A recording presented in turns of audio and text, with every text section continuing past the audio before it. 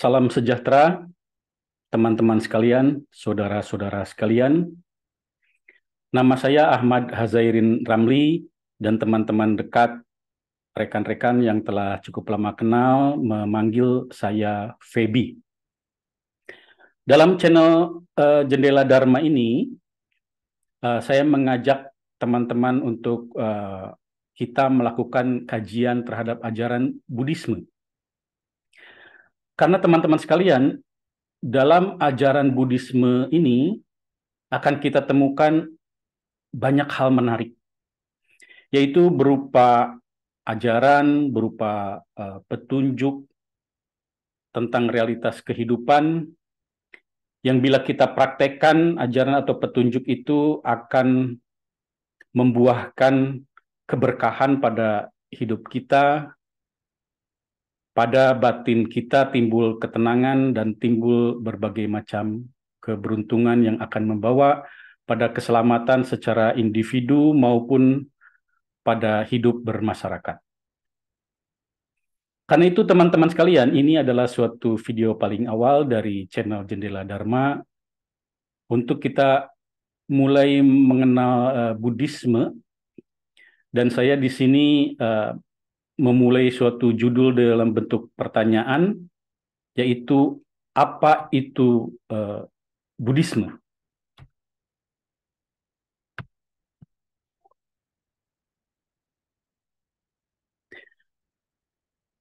Buddhisme adalah ajaran yang diungkap oleh seorang Buddha untuk dipraktekkan oleh para makhluk sehingga bisa selamat sejahtera dalam mengarungi perjalanan kehidupan.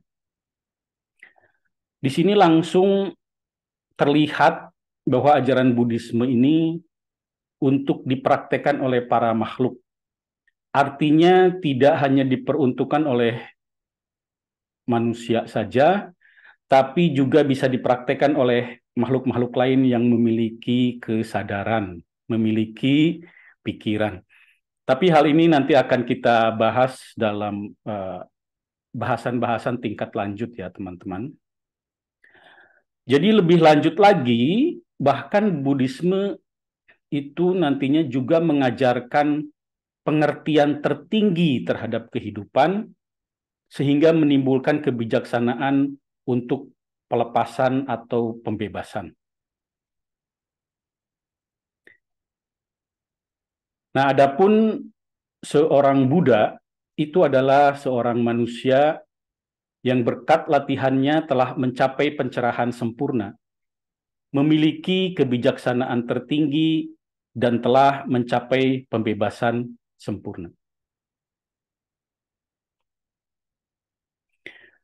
Buddhisme dikatakan sebagai ajaran yang diungkap oleh seorang Buddha, yang kemudian ajaran ini disebut Dharma atau Dhamma. Ini ada perbedaan istilah ini dikarenakan Dharma itu istilah dari bahasa Sanskerta, sedangkan Dhamma adalah ungkapan dalam bahasa Pali, tapi artinya identik. Jadi di zaman Buddha dulu, bahasa Sanskerta itu biasa digunakan sebagai bahasa tingkat tinggi atau yang biasa digunakan oleh para terpelajar ya, oleh penduduk yang misalnya dari golongan Brahmana. Itu bahasa Sanskerta. Sedangkan bahasa Pali itu bahasa pasar, ya, yaitu bahasa yang digunakan biasa oleh orang kebanyakan. Nah, Buddha Gotama menyampaikan khotbah-khotbah Buddhisme itu dalam bahasa Pali, yaitu dalam bahasa orang-orang kebanyakan pada waktu itu. Nah, teman-teman, Dharma atau Dhamma ini juga diartikan sebagai realitas apa adanya dari kehidupan, kosmos, alam raya, dan sebagainya. Jadi Dharma, Dhamma itu bisa diartikan sebagai ajaran tentang realitas apa adanya dari kehidupan ini. Jadi seorang Buddha juga tidak dikatakan menciptakan Dharma ini. tidak dikatakan bahwa Dharma ini, ajaran ini diciptakan oleh Buddha, bukan.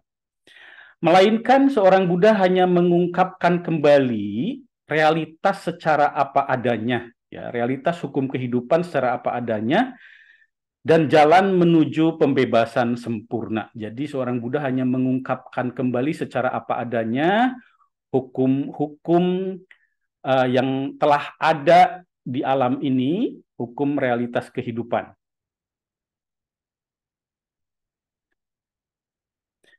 Nah, teman-teman sekalian, mungkin ketika dikatakan istilah pembebasan sempurna, timbul pertanyaan, apa sih itu pembebasan sempurna?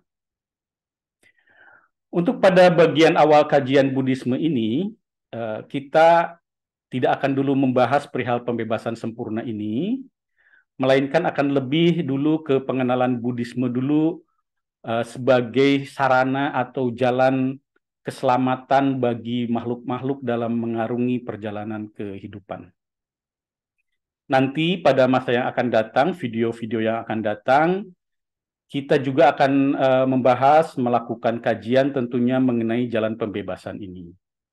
Tetapi untuk itu kita masih memerlukan pembahasan ajaran-ajaran Buddhisme secara bertahap sebagai landasan pemahaman.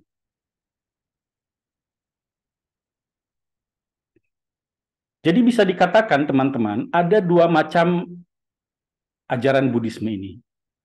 Yang pertama adalah ajaran duniawi dan yang kedua adalah ajaran adi duniawi atau beyond duniawi, ya, di luar duniawi, ya, di atas duniawi.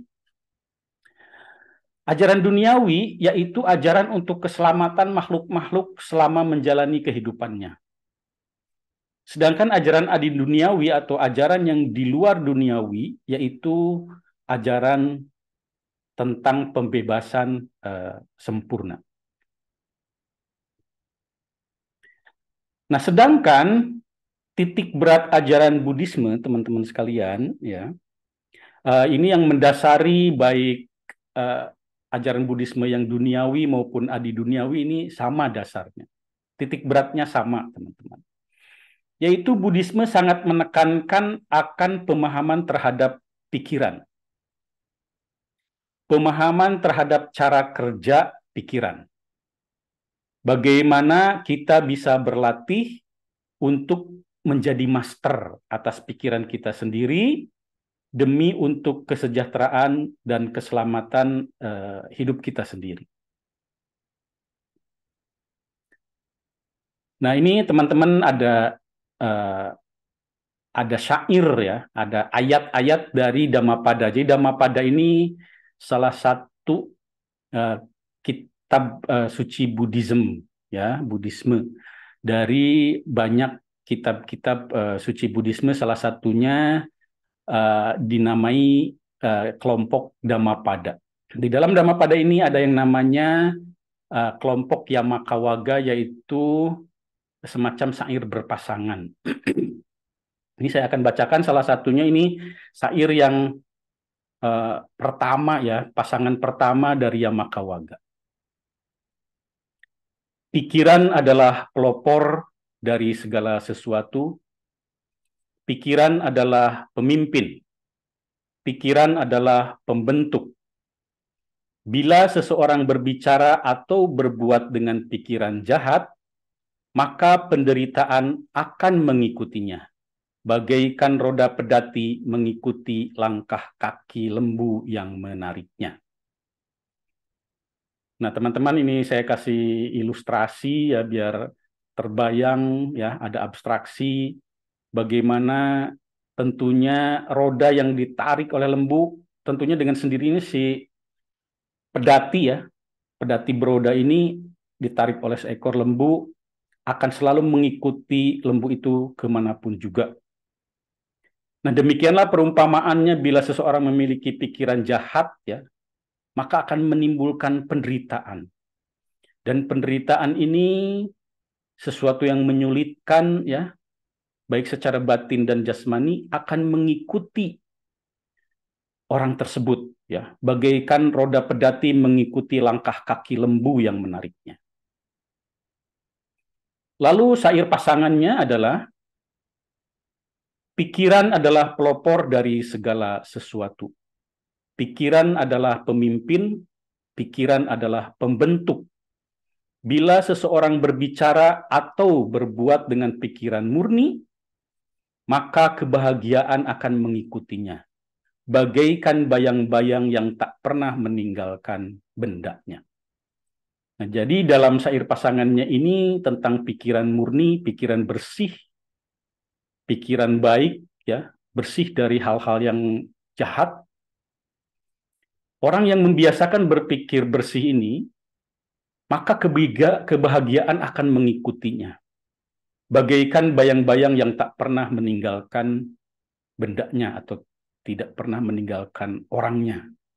Ya, ini sangat menarik sekali teman-teman, penekanannya di sini pikiran adalah pelopor. Ya, pelopor itu sesuatu yang paling awal ya, mempelopori.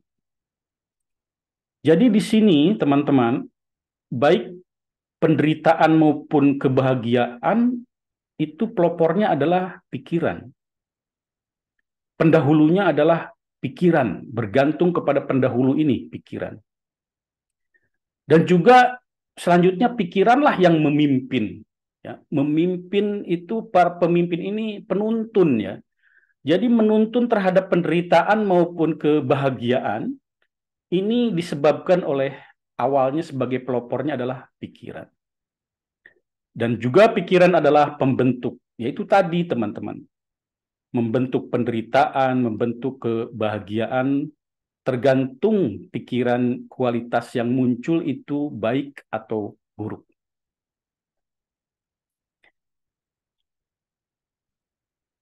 Nah, adapun rentang pengaruh dari pikiran, ya, jadi didahului oleh pikiran itu nantinya, teman-teman, bisa memanifestasi menjadi ucapan, dari pikiran itu memanifestasi menjadi ucapan, dan terus bisa berlanjut memanifestasi ya, mewujud ya, menjadi perbuatan jasmani dari pikiran itu. Jadi seluruh ucapan dan perbuatan jasmani ya pasti diawali oleh timbulnya pikiran tadi sebagai pelopor ya. Jadi tidak ada satupun ucapan maupun perbuatan jasmani yang tidak dipelopori oleh timbulnya, diawali oleh timbulnya pikiran. Termasuk perbuatan yang refleks ya, itu berarti pikirannya juga pikiran refleks yang muncul ya, teman-teman ya. Kualitas pikiran yang muncul akan berpengaruh pada keadaan kehidupan saat ini, tapi tidak itu saja, dan juga akan berpengaruh pada kehidupan yang akan datang, yaitu kehidupan berikutnya setelah kematian di kehidupan ini. Nanti ini akan kita banyak bahas ya ketika kita nanti membahas hukum karma di dalam Buddhism ya teman-teman.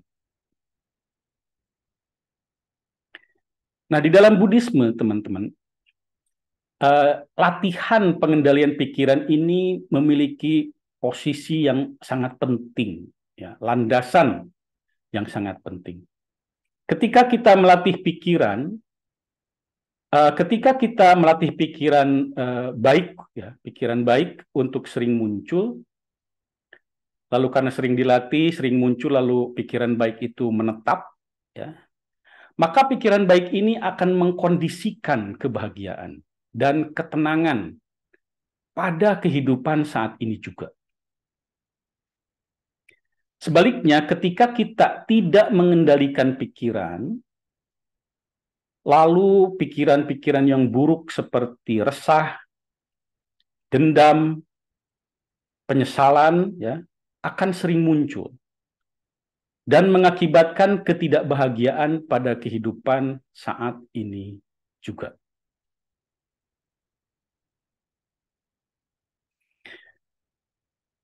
Nah, tadi akibat pikiran itu juga ya, rentangnya bisa hingga kehidupan berikutnya setelah kematian terjadi pada kehidupan saat ini.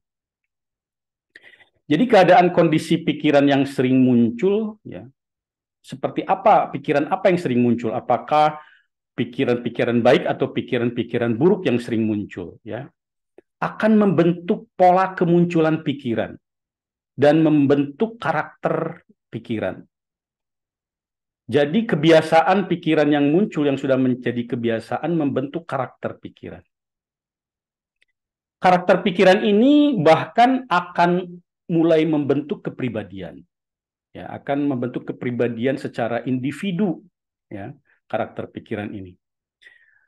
Dan keadaan untuk kehidupan yang akan datang setelah kematian pada kehidupan ini.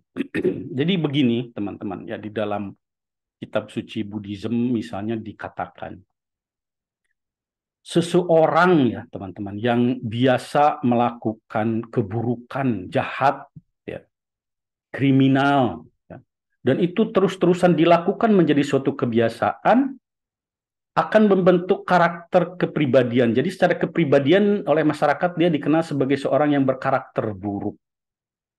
Tetapi ternyata bukan itu saja, teman-teman. Karakter pikiran ini yang buruk tadi itu sudah membentuk, ya, eh, sudah membentuk suatu kerangka individu, suatu bakal kemenjadian. Suatu karakter individu bakal kemenjadian makhluk berikutnya setelah si orang itu meninggal di kehidupan ini. Jadi di kehidupan berikutnya seakan-akan sudah membentuk karakter makhluk yang dikarenakan atau sesuai berkelanjutan dengan karakter-karakter yang dibentuk pada kehidupan ini karena dilakukan secara terus-menerus dan menjadi kebiasaan.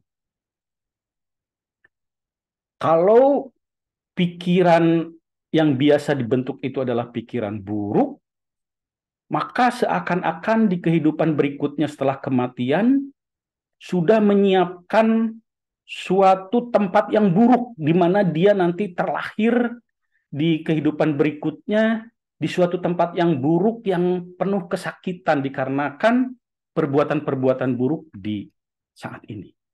Seperti itu, teman-teman.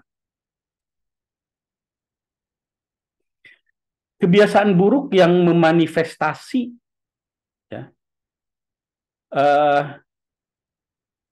pada ucapan dan perbuatan jasmani yang tentunya buruk juga pada kehidupan ini.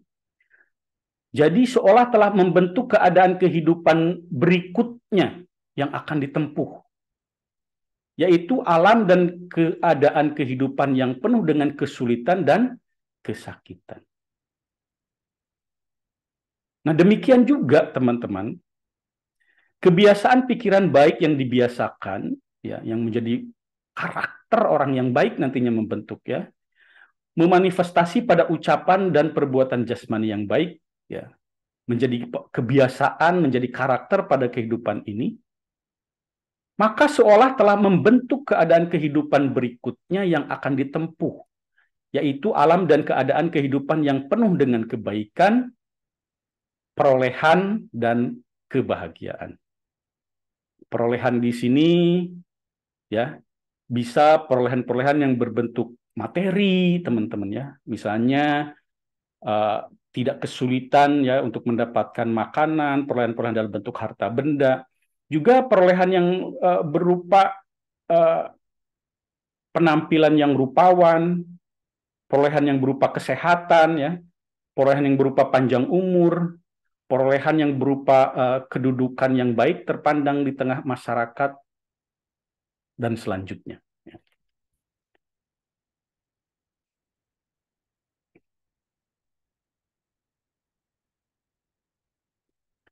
Jadi teman-teman tadi jelas sekali adalah berupa realitas, ya. Jadi keselamatan dan kehancuran ini ada hukumnya. Secara realitasnya memang begitu dari alamnya, seperti itulah, ya, teman-teman. Dan ini oleh Buddhisme dipandang, ya, perjalanan kehidupan ini ditentukan oleh kualitas batin. Dan di sana ada realitas hukum batin atau pikiran yang harus kita pahami. Jadi sama, ya, teman-teman, seperti ada realitas hukum fisika, di alam ini. Ada realitas hukum biologi, teman-teman. Ya, hukum alam, ya. Demikian juga pikiran atau batin itu ada realitas hukumnya. Dan inilah yang harus kita pahami tadi sehingga kita bisa menjadi master atas pikiran kita sendiri, ya, demi keberuntungan dan kebahagiaan yang ingin kita raih. Jadi keberuntungan, kebahagiaan, maupun kehancuran dan kesedihan dibentuk oleh pikiran yang dilatih dan dikembangkan oleh kita sendiri. Nah, teman-teman, jadi dalam Buddhism ini, teman-teman, dalam ajaran realitas secara apa adanya, keberuntungan maupun kehancuran dalam kehidupan, ya, itu bukan sebagai hadiah, ya, bukan sebagai hadiah. Misalnya hadiah yang diberikan dari suatu sosok supranatural, ya, yang disembah misalnya, yang dianggap eksis secara eksternal, ya, di mana ya sosok supranatural ini harus disenangkan ya oleh manusia ya teman-teman sekalian. Jadi Buddhisme itu lebih melihat keberuntungan dan kehancuran dalam kehidupan ini, teman-teman, kehidupan kita ini ditentukan oleh bagaimana manusia memelihara dan mengembangkan kualitas pikirannya. Jadi tidak ada bedanya dengan usaha manusia, misalnya ketika memelihara tanaman, ya agar tanaman misalnya berbuah baik, ya buahnya unggul, besar, manis rasanya, ya memiliki kualitas-kualitas buah yang terbaik, maka tentunya harus ditempuh cara-cara ilmiah, ya sesuai dengan hukum-hukum pertanian, teman-teman. Misalnya tanahnya harus sesuai, ya tanah yang ditanami itu harus memiliki nutrisi yang sesuai, maka diberikan pupuk, juga tanahnya digemburkan ya teman-teman, dan juga tentunya buah yang ditanam bibitnya harus bibit yang baik, teman-teman. Ya. Nah, demikian pula keberuntungan kehidupan manusia harus dipelihara sesuai dengan realitas hukum pikiran. Ya, jadi kalau kita bercocok tanam maupun padi atau buah-buahan tentunya ada syarat-syaratnya. Tanahnya harus baik ya teman-teman. Bibitnya harus baik ya teman-teman. Dan juga tentunya ada kondisi-kondisi seperti misalnya dijaga dari serangan hama ya teman-teman. Serangan-serangan hama yang ada diairi dengan baik. Demikian juga kita memelihara pikiran ya, kualitas batin kita sama ya. Jadi kualitas batin ini, pikiran yang kita kembangkan ini bagaikan benih. Benihnya harus baik ya. Jadi kalau benihnya buruk, hasilnya akan buruk. Kalau benihnya baik, hasilnya akan baik. Jadi kalau batin yang muncul itu buruk, buah dari batin atau pikiran itu juga akan buruk. Juga kalau benih batin atau pikiran yang muncul itu baik, maka akan menghasilkan buah yang baik, ya teman-teman. Sedangkan misalnya hama yang timbul itu kondisi-kondisi seperti misalnya ya hal-hal yang terjadi pada kehidupan kita ini kan tidak selalu baik ya teman-teman. Ada hal-hal yang menjengkelkan ya, hal-hal yang membuat kita marah itu bagaikan hama teman-teman. Itu bagaimana caranya harus dihindari, dilemahkan ya, dihancurkan teman-teman hal-hal seperti itu. Jadi kondisi-kondisinya harus dijaga dengan baik. Lingkungan kita berada, berteman juga harus baik ya, teman-teman.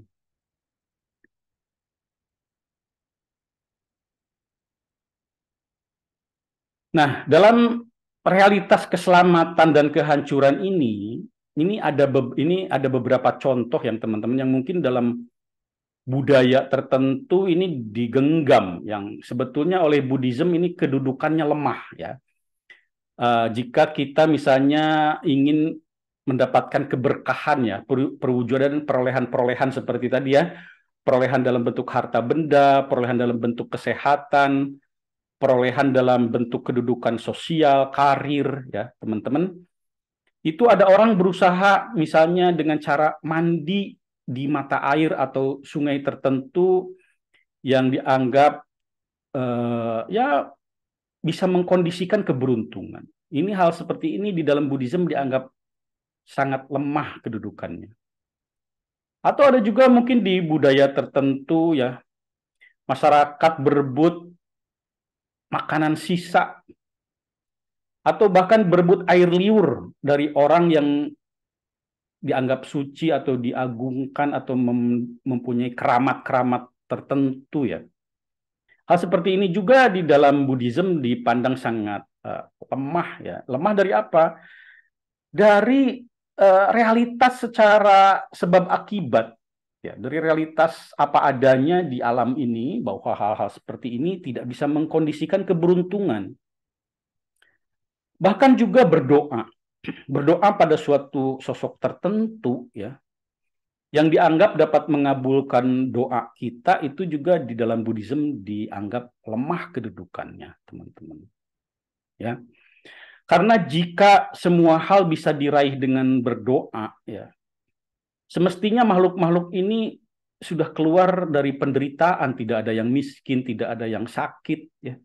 Tinggal berdoa saja, ya kan?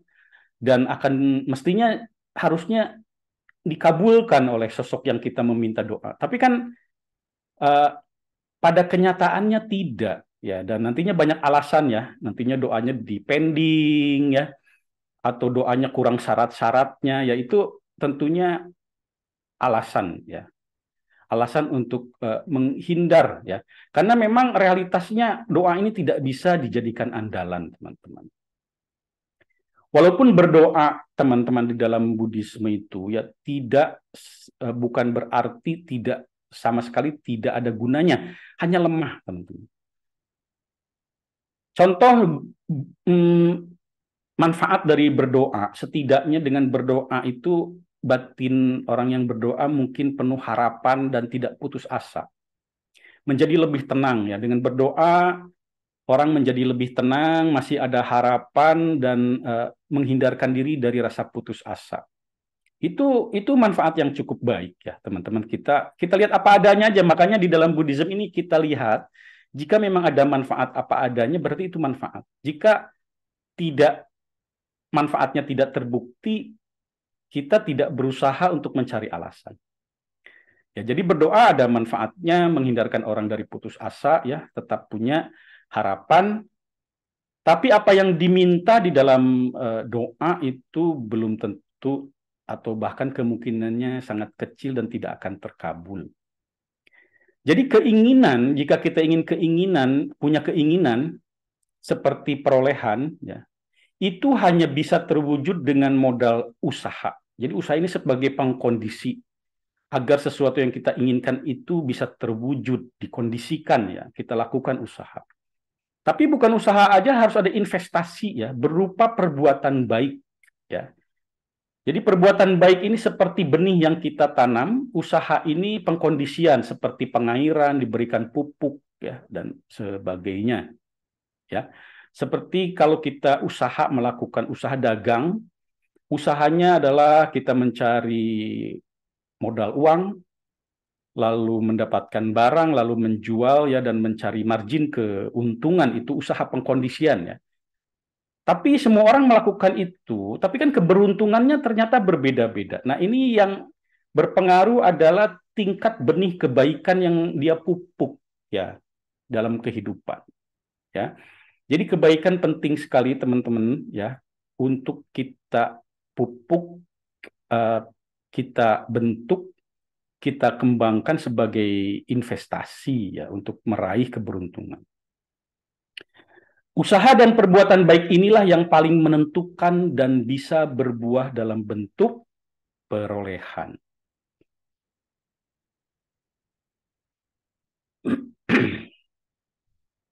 Nah, lalu bagaimana hubungan perbuatan dan agama? Jadi perbuatan itu bisa berbuah ya. Perbuatan itu bisa berbuah ya dalam bentuk keberuntungan-keberuntungan, keperolehan.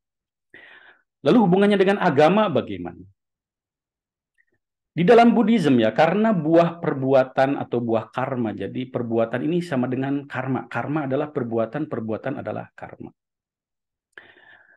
Baik itu yang perbuatan yang baik maupun itu perbuatan yang buruk ya, itu terjadi dan akan diterima secara alamiah oleh masing-masing makhluk sebagai pelaku. Buahnya akan diterima secara alamiah. Baik itu buah dari perbuatan baik maupun perbuatan buruk ya akan diterima secara alamiah oleh masing-masing makhluk sebagai pelaku. Dan dalam hal ini identitas agama tidak ikut menentukan. Ya. Jadi orang yang kebingungan pun yang aduh saya bingung nih dengan agama ya, lalu dia pending tidak beragama dulu ya, tetap berlaku ya hukum alamiah perbuatan ini. Jika dia berbuat baik maka bisa berbuah baik. Jika dia berbuat buruk maka bisa berbuah keburukan dan penderitaan kesakitan. Ya, identitas agama tidak menentukan di dalam Buddhisme ya, di dalam realitasnya ya.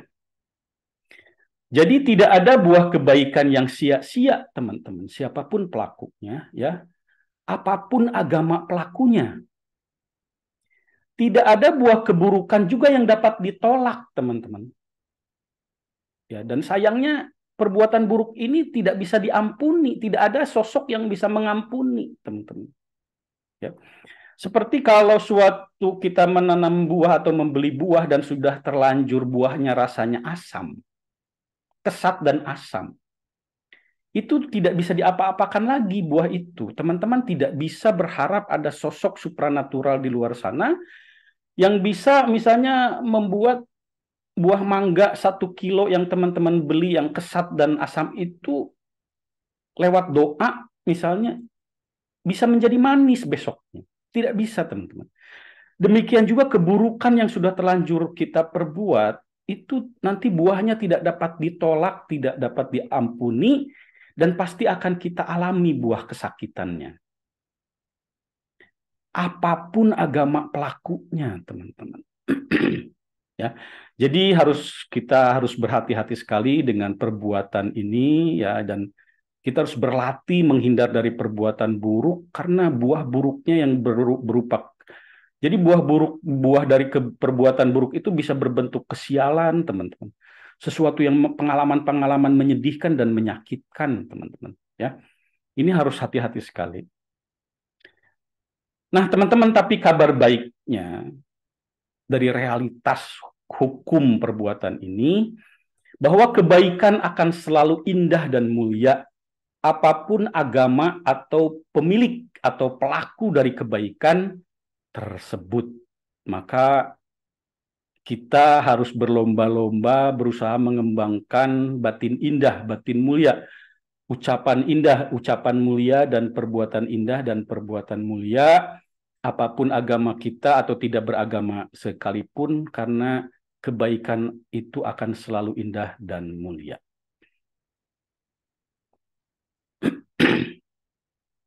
Nah, teman-teman, kita sering mendengar istilah karma atau kamma ya. Sekali lagi karma ini juga berasal dari bahasa Sanskerta, sedangkan kamma ini bahasa Pali ya. Maknanya persis sama. Karma atau kamma ini merupakan istilah yang paling sering didengar ya, dikenal dari ajaran Buddhisme ya. Juga ya dari agama lain yang berasal dari India ya, seperti agama Hindu misalnya. Karma itu artinya ya, karma itu sendiri artinya perbuatan. Jadi karma dengan perbuatan itu juga ya. Perbuatan itu bahasa Indonesia, karma itu bahasa Sanskerta, kama bahasa Pali, bahasa Arabnya adalah amal. Ya, amal. Amal perbuatan kita sering dengar ya. Jadi itu juga sama ya. Karena perbuatan itu bisa baik dan bisa buruk, maka kita mengenal membagi ya karma ini pun ada karma baik dan ada juga karma buruk ya. Karma baik adalah amal perbuatan baik dan karma buruk artinya adalah amal perbuatan buruk. Nah, di dalam Buddhism ini mungkin agak berbeda ya. Karma ini bisa terbentuk ya, perbuatan ini terbentuk lewat 3 saluran atau medium. Pertama pikiran, lalu ucapan, lalu perbuatan jasmani. Jadi teman-teman dalam hukum karma ini, dalam realitas hukum perbuatan ini, ketika dalam pikiran kita muncul pikiran buruk atau baik, maka itu sudah menjadi perbuatan, artinya perbuatan pikiran, sudah membentuk karma. Dan buahnya akan kita panen. Jadi kalau muncul, baru saja muncul berbentuk pikiran buruk, kita di masa akan datang akan memanen hasil dari pikiran buruk tersebut. Juga pikiran baik yang muncul baru berupa pikiran, di masa datang kita akan memanen hasil dari pikiran baik tersebut. Demikian juga ucapan baik dan buruk, apapun itu akan kita panen hasilnya. Kalau yang buruk akan kita panen berupa penderitaan, berupa kesakitan, yang baik berupa keberuntungan dan keberkahan. Demikian juga tentunya apalagi perbuatan jasmani. Ya, perbuatan jasmani yang buruk akan kita panen nanti berupa kesialan, berupa penderitaan, berupa kehilangan, kesedihan. Sedangkan perbuatan jasmani yang baik akan kita panen berupa keberuntungan, hal-hal pengalaman menyenangkan, keberkahan, ya teman-teman. Jadi kita dalam realitas hukum perbuatan ini yang akan menyebabkan keberuntungan, kebahagiaan, atau penderitaan, kehancuran, harus hati-hati teman-teman ya. Realitasnya walaupun itu baru berupa pikiran, belum dilakukan, itu sudah akan berbuah. Walaupun nanti tingkatan intensitasnya tentunya berbeda ya. Misalnya kita memiliki pikiran dendam. Kita pikiran dendam terhadap seseorang ya. Tapi tidak sampai melakukan perbuatan jasmani yang buruk seperti memukul, yang melukai ya orang tersebut. Tentunya berbeda intensitas buahnya nanti yang akan kita panen ya. Kalau hanya sampai pikiran dendam, itu intensitas karmanya yang akan kita panen ya, buahnya nanti tentunya lebih rendah dibanding kalau kita manifestasikan tadi pikiran dendam itu menjadi perbuatan jasmani seperti memukul atau melukai atau bahkan membunuh ya teman-teman, seperti itu. Tapi semua ucapan buruk atau baik, perbuatan jasmani buruk atau baik, berawal tadi pelopornya adalah dari pikiran. Dan walaupun hanya sampai pikiran akan berbuah.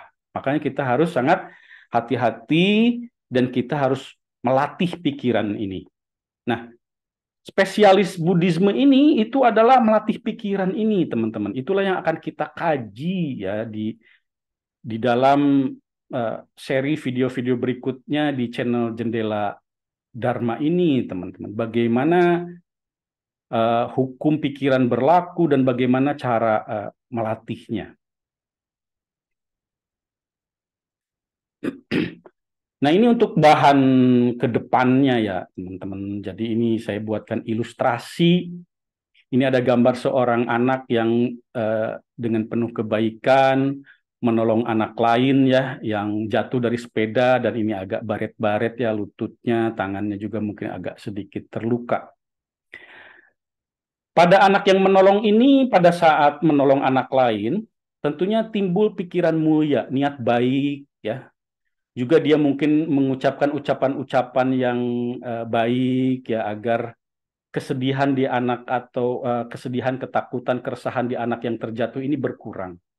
Dan langsung dia memanifestasi perbuatan baik juga ya, dengan memapah anak itu untuk berdiri ya, untuk menolong lebih lanjut ya, teman-teman. Nah, semua perbuatan mulia dari anak ini akan menjadi terakumulasi, bisa dibilang semacam tabungan perbuatan, tabungan karma ya, terakumulasi ya. Karena kan perbuatan-perbuatan baik ini kita lakukan hari ini, pagi ini, siang ini, sore ya, hari kemarin ya, semua kebaikan-kebaikan yang dilakukan itu mengakumulasi. Demikian juga keburukan-keburukan yang kita lakukan kemarin lusa, hari ini, pagi ini, siang ini, itu terakumulasi juga. Nah, apapun akumulasi karma ini baik dan buruk, ya akan berbuah. Nah, berbuahnya ini bisa berbuah pada kehidupan saat ini juga, dan bisa sampai rentang waktunya nanti kehidupan berikutnya juga berbuah. Jadi teman-teman, apa yang dialami, baik hal yang buruk maupun hal yang menyenangkan pengalaman kita di kehidupan ini, itu belum tentu hasil dari perbuatan dari kehidupan saat ini juga. Itu ada, kalau di Buddhisme nanti kita akan bahas lebih lanjut, ada kehidupan sebelumnya. Kalau ada kehidupan berikutnya, tentunya ada kehidupan sebelumnya. Nah, ini yang akan kita kaji di kajian channel Jendela Dharma ini. Sangat menarik teman-teman ya, Buddhisme ini sangat menarik, dan mari kita kaji ya teman-teman sekalian. Baik teman-teman sekalian, sebagai video pendahuluan dari kajian Buddhisme ini, saya cukupkan sampai di sini. Sampai berjumpa lagi dalam video kajian-kajian Buddhisme berikutnya.